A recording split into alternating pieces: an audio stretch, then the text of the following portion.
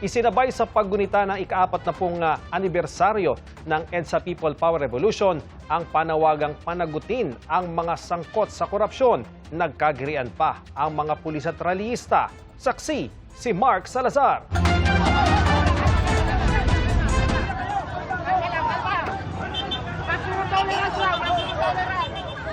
Bago pa man makarating sa EDSA Shrine ng mga rallyista, nagkatulakan sila ng mga pulis sa bahagi ng southbound lane ng EDSA. Napakahaba na ng traffic dahil isang lane na lang ang nadadaanan.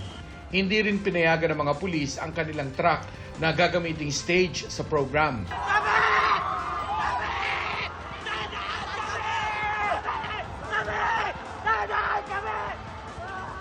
Ilan sa mga rallyista pinusasan at naaresto dahil sa pananakit sa mga pulis. May 6 na sugatan po tayo na pulis kasi nagkagirian po kanina. The moment po kasi na may nasasaktan na nakapulisan natin, ay doon po nag-e-end yung maximum tolerance. Hindi po kami basta nakatayo lang. Nang makarating sa EDSA, iba't ibang paraan at obra ang ginamit para ipahiwatig ang puna sa mga isyu ng katiwalian sa gobyerno. Gaya ng grupong ito na balot sa putik at kinakatawan ang mga biktima ng pagbaha, bunsod ng mga ghost flood control projects. Karamihan ng pumunta dito ay hindi naman organisado, hindi naman masasabing nasa kaliwa o nasa kanan, pero wag naman natin ipagkait na ang EDSA ay para sa lahat. Kasabay ng paggunita sa EDSA, ang Trillion Peso March kontra katiwalian.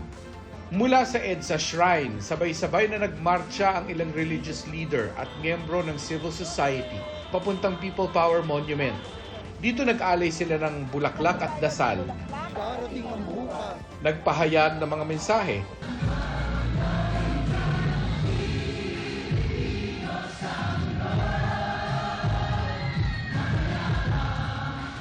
At umawit ng mga kantang makabayan.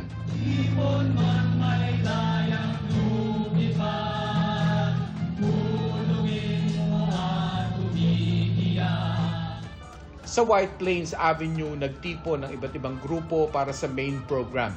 Sana mapagnilayan natin kung paano tayo umabot dito, pero mas mahalaga pa po dyan, pag-isipan po natin kung paano tayo magiging parte ng solusyon sa issue ng korupsyon, sa issue ng pang-aabuso sa karapatang pantao, para makamit natin yung ninais ng mga nauna sa atin noong 1986. Iginiit ng ilang kongresistang nakilahok na dapat mabuhay ang diwa ng People Power.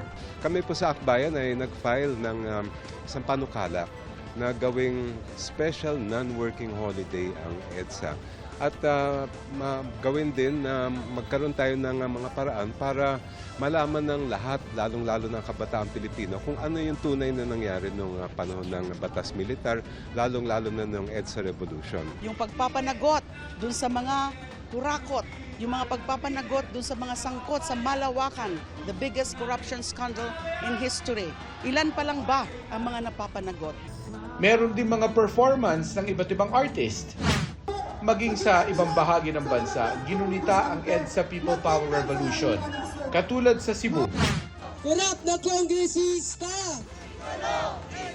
Sa Iloilo, Cagayan de Oro, at Davao City. It's part of the history. Hindi ito mabubura. Hindi mabubura kung anong naganap noon, ang katapangan ng mga Pilipino, ang pagtanggap sa pangyayari, hindi po yan mabubura sa history. Kanina sa isang talumpati, sinabi ni Cardinal Pablo Virgilio David na ang nangyari sa EDSA ay nagpabago sa kahulugan ng revolusyon. Hindi sandata ang ating hawak, kundi paninindigan. Hindi galit ang nagtulak sa atin, kundi pag-ibig. Pag-ibig sa bayan. Sa isang misa, may panawagan din si Archbishop Soc Villegas. Matatandaan na kaming tumindig dito sa EDSA. Mga kabataan, kayo naman. The torch passes. Rise as true patriots. Young people and children, kayo naman. Urban poor and rural poor, kayo naman.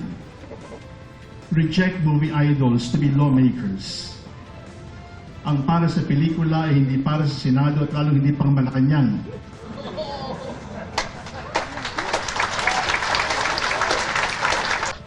shun political dynasties and apple culture. Para sa GMA Integrated News, ako si Mark Salazar, ang inyong saksi. Mga kapuso, maging una sa saksi. Mag-subscribe sa GMA Integrated News sa YouTube para sa iba't ibang balita.